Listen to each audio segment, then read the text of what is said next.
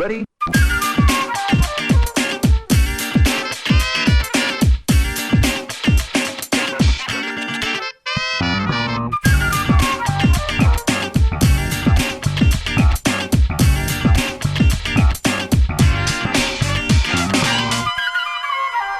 G'day everyone and welcome back to Flock, episode 11. I am your host, Lyle Swithenbank. This is an Old Man Squad Sports Network presentation. You can follow me on Twitter at Lyle Swithenbank. We're back. You may have seen the little video on Twitter. Well, that was just a little taster of all we've got to come this year. You know, I've been really excited to get the Pelicans back. Lark and I were talking about it, you know, trying to fill our evenings in and some mornings as well when the games fit before work fires up. But how good.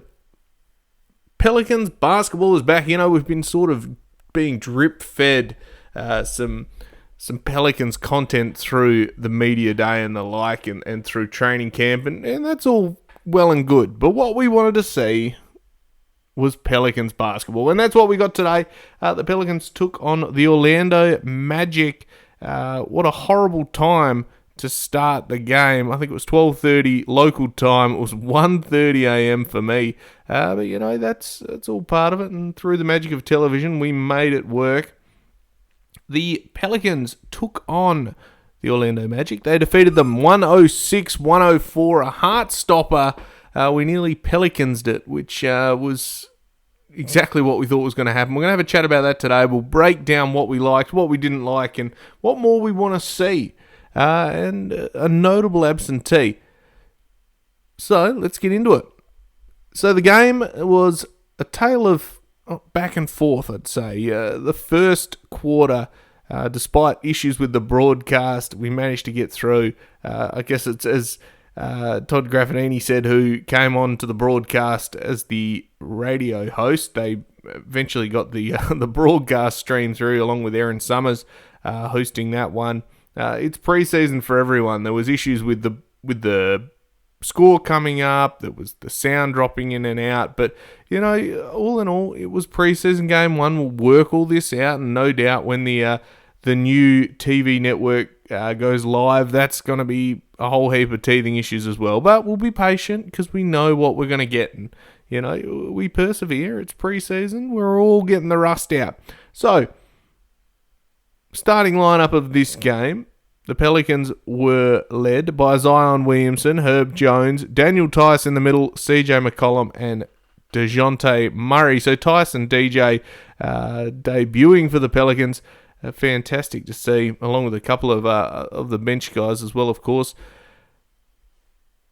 First quarter was everything as advertised. The notable exception was Brandon Ingram in this. He was out, not an injury or anything like that, but he was out just as part of his ongoing recovery from his knee. I don't know really why. They didn't exactly go into it, but that's what we were told before the game. And so this was the starting lineup that we went with. Of course, Trey Murphy out with the hamstring. We'll talk about the implications of that as we towards the end of the show. But a fun game and a great game to come back or win. That's what we like to see at home in front of few fans. I mean, it was the middle of a work day, so you can't really blame people for not being able to attend. But of course, the Saints were playing that night, and God forbid there was a clash in times, given that they weren't even playing in New Orleans. But anyway, I won't harp on my disdain for the blatant bias, but that's okay anyway. Whatever. That's all good. Opening play, Herb Jones 3. We actually really tried to get him going early, which I love to see. The Magic really threw everything at trying to get the ball out of DJ's hands, trying to get the ball out of Zion's hands, and Herb was the lucky beneficiary to begin. Really love what we saw from Herb tonight. I thought he defended like a madman. He was taking his shots. His shot looks great. He ended up with only a meager 5 points, but the shots look good, of course. A couple of steals as well. We might as well just chalk up 2 every game, I'd say. Daniel Tice, I thought was great. I thought he was everything and more than advertised. I'd known him a bit throughout his journey through the league as a bit of a backup spot starting centre and time in Boston and Clippers and gosh, he'd been all over I think throughout. But now that we've got him and he's this starting centre, he actually ended up with 13 points and at one point he was 6 of 6 and then took a little midi and got 6 of 7. But he was really good. He was hustling, rebounding, defending. He had some great defensive plays. I think he ended up with 2 steals on the night as well. But the impact on the defensive end was obvious and high motor. He was getting up and down the court easy, and there was actually a player that I'd say, I don't know whether or not he gets awarded the steal, but he leaked out and got the dunk that was a bit later in the second quarter. But looked as good as advertised. And for me, well, gosh, will this experiment work with this centre by committee? Who knows? Watch this space. It was preseason game 1, but from what I saw from Tice, he's going to be playing big minutes this year, and with 20 odd minutes tonight, he looked like he could fit and that it could work. But it's still early.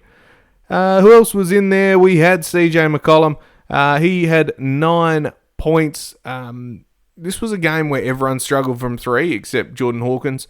Or even he started a bit slow, but it really was one of those, I suppose I wouldn't say difficult nights for CJ, but it wasn't a focal point for him. He was off the ball a lot, which was good, and the plays where he did demand the ball to bring it up, DJ or Zion came over and took it off him, which is what you want. I think he's best placed, and we saw that last year, as this off the ball shooter where he can come around off screens and get the catch and shoots and have the third defender on him, or fourth when Brandon's back. But I think he's primed for a big season. I mean, he could be very good, but as long as he sticks to what he's good at, and that's at shooting and not over dribbling, I think he could have a really, really good year. We'll go to DeJounte next. So this was his first game in Pelicans colours. In the first quarter, he had 6 points and 6 assists. And, he came in as that pure point guard. There was a great play where he ran a pick and roll with Zion, and that's exactly what we want to see. Did he look like a world beater? No, of course not. I mean, it's his first game with a new club. He's learning the offense. He's learning how guys like to play, where they want to stay. And this is the first go in I suppose, in a new offense and with new players with new tendencies, and he's still getting learning the ropes. But otherwise, I thought he was aggressive when he wanted to.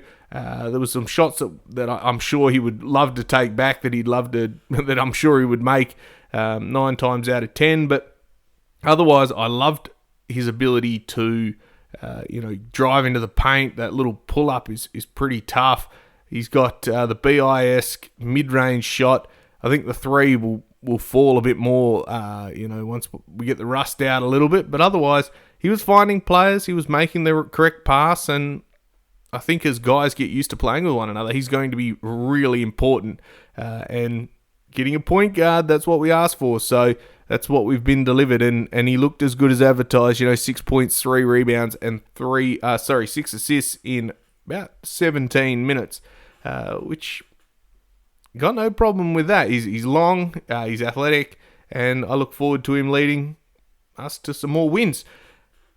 Of course, we'll talk about Zion Williamson. Let's get to the man himself, number 1. I thought he looked great. There was a bit of discussion about whether he's fit enough yet. We know that he likes to play himself into game shape. That might take a little bit, but I tell you what, he dominated. He had 10 points in the first quarter, ended with 16, 8, 3 assists, 2 steals in 19 minutes. And he was hacked every single time he went to the paint. Ended up with, no free throws? Did he have any free throws? I don't think he did. No, he didn't. So that's just amazing. In fact, in the first half, I think it was something like 6 free throw attempts as a team to about 25. So that was the basically what kept the Orlando Magic in it. Otherwise, we would have stomped them. But Zion looked great. He was handling the ball at times. He was off the ball. He stood in the dunker spot at one point, running a pick and roll, as I talked about before. But man, oh man, he looks good.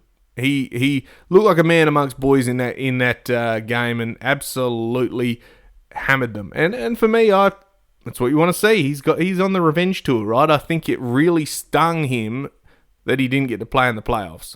And to watch the team go from sort of the highs of the end of the season, beating Boston, teams like that, getting into the playoffs, and then Zion's unfortunate hamstring, he's got a lot to prove. And taking care of his body and things like that's part of it, and making sure that he's there at the right end of the season. So I like what I saw. I think the refs need to work out that, just because he's big doesn't mean he's not getting fouled.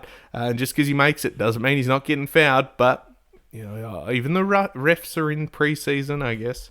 Hopefully we get some better ones than whatever ones we had tonight. But, practice makes perfect. And the more he continues to attack, hopefully they'll reward him.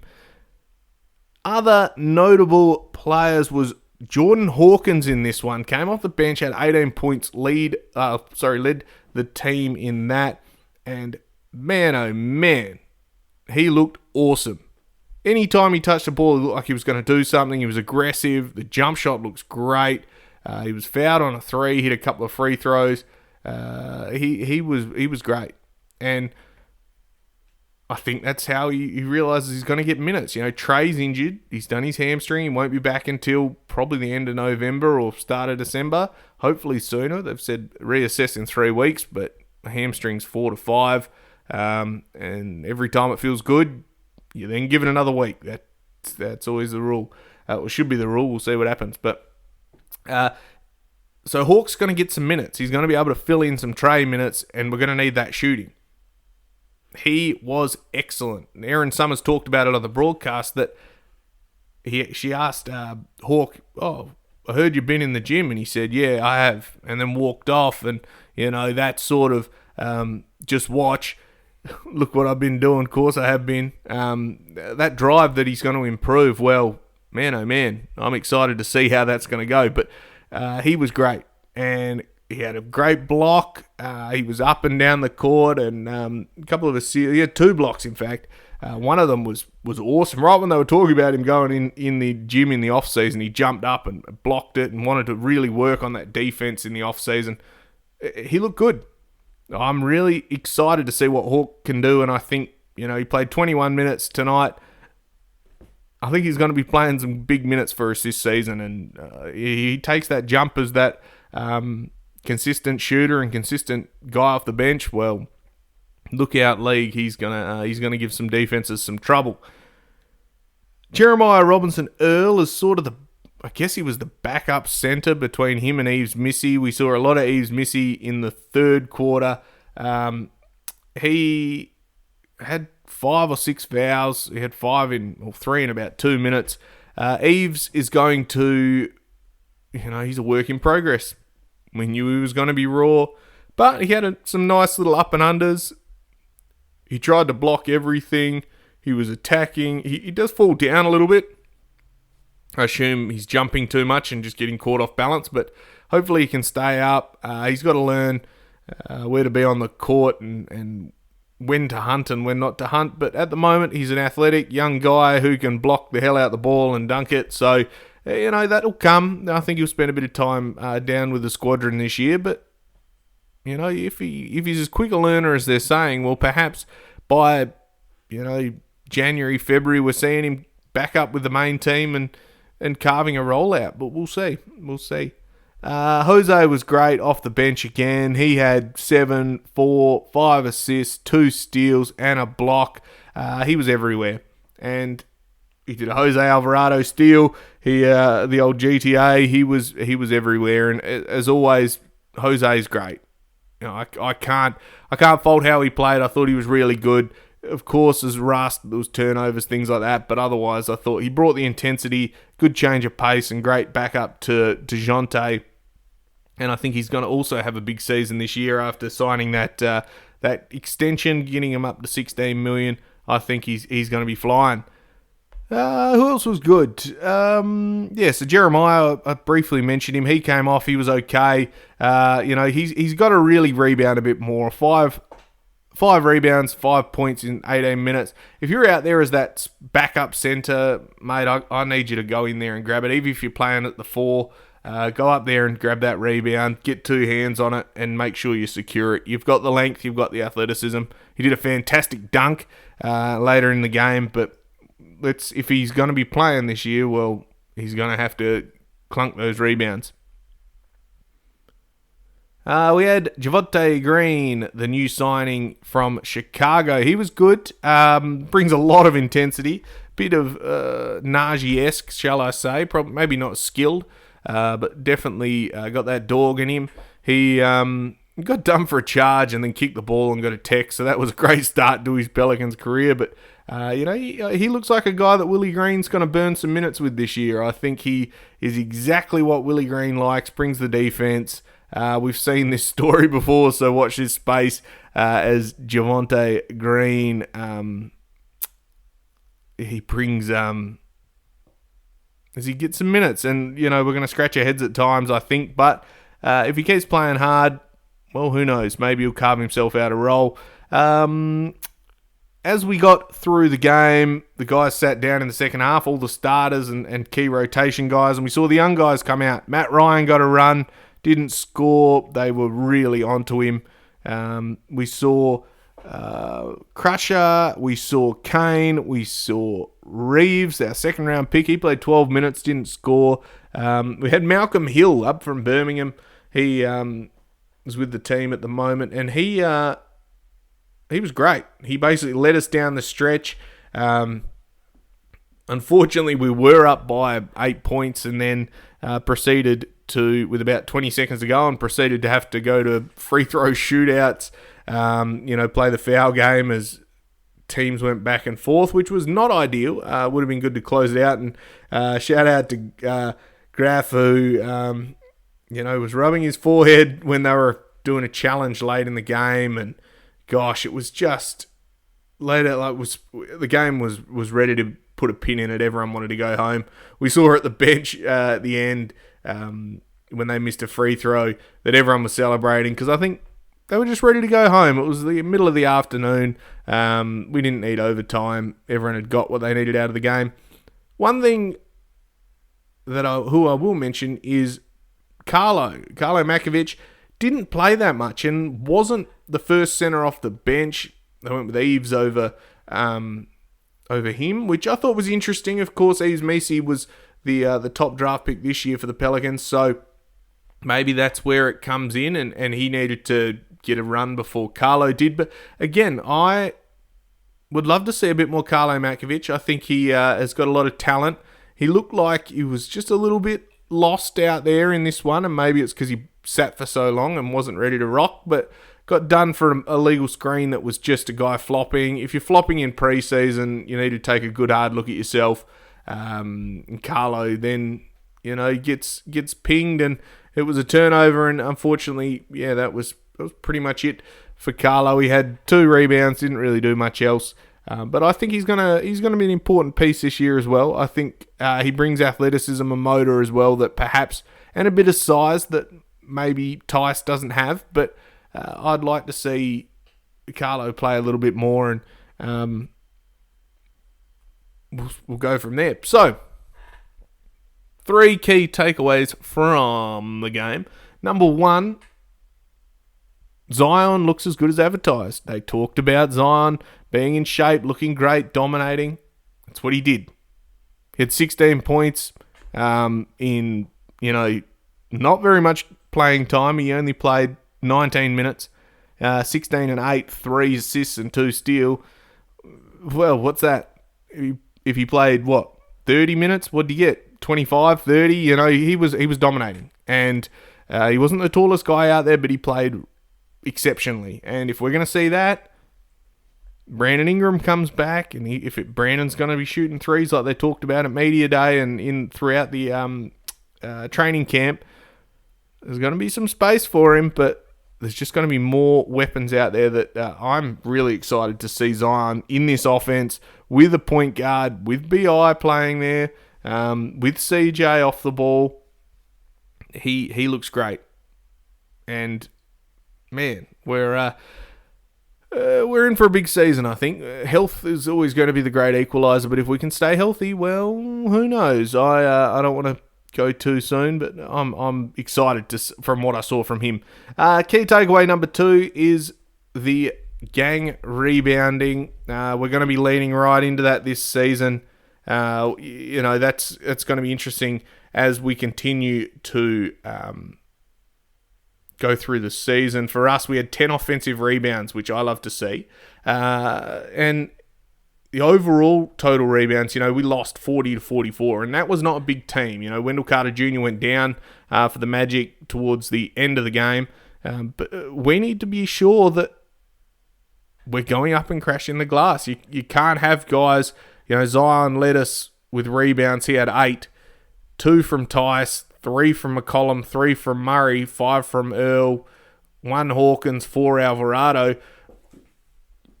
It looks like everyone's doing a little bit, but you lost Jonas. So you have to make sure that you're attacking the glass and securing that defensive rebound. We can't let them, because big teams are going to punish us on that offensive glass. They really will. So that's something that I'd like to see a little bit more of. And the final takeaway is I think Jordan Hawkins is going to have a big season. We'll revisit these as the season progresses, but I think if he manages to carve a rollout for himself, I think he's going to be fantastic. And he looks like he's got that killer instinct back. His shot looks great. He was attacking. He was getting downhill. He was pulling up for 3, getting fouled. He's crafty. I don't know what happened in Summer League, but he sure shook off any of the issues from that, and now looks great. So they're my 3 key takeaways from this. And that was really the summary of the game, right? I think it's interesting to see how the team's meshing together. We got a lot of continuity, but then also a lot of difference. The ball was we were definitely out and running a lot more. Of course, we weren't as tidy as we would have liked to have been. I think we ended with way too many turnovers. As a team, we had 17, so not too bad. But again, we can't have situations where we're giving them a whole heap of the ball back, because you're just going to get punished. It might happen in these frenetic sort of up and down games. What I did like is that it wasn't really the guys who will be playing a lot that will be giving us, that gave us a lot of the turnovers. Jose had 4, but besides that, he was the major one. Carlo had 2 and Green had 2. Otherwise, the starters had none, actually. So, that's not a lie. Everyone had 1. All the starters had 1.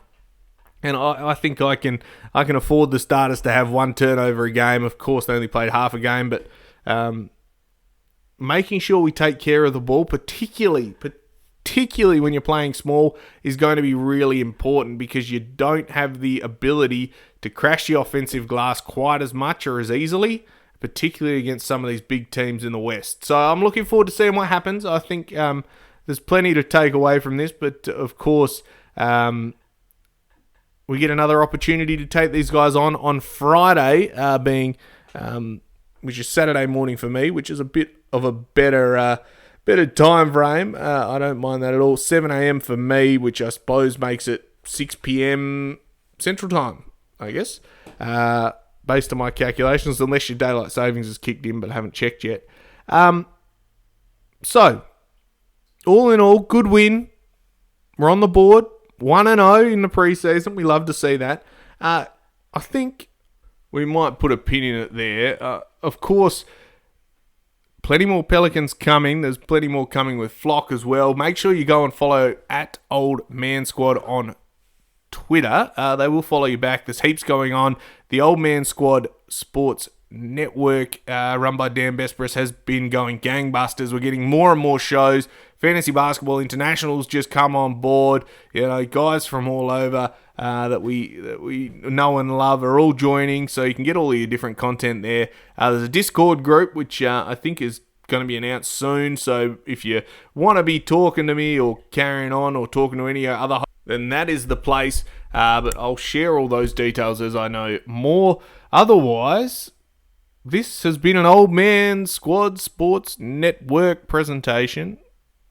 I'm your host, Lyle Swithenbank, at Lyle Swithenbank on Twitter, at Old Man Squad. This has been Flock episode 11. Pelicans win. We beat the Magic 106-104. And I'll be back very soon after the next game, probably, if not before. But otherwise, stay safe. And of course, bye for now.